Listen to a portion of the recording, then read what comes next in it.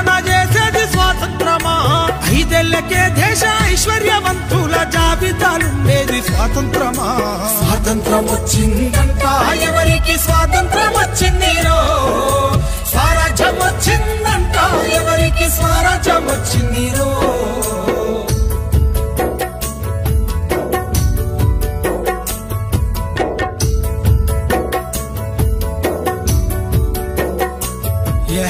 ఆదివాసీ అడవి బిడ్డల పైన అంతర్యుద్ధం స్వాతంత్రమా?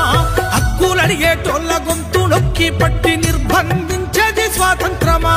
గాంధీలు నెహ్రూలు స్వాతంత్ర యోధులై పూజింపబడమే స్వాతంత్రమా? అల్లూరి ఆజాద్ భగత్ సింగుల త్యాగాలు మరిసింది స్వాతంత్రమా?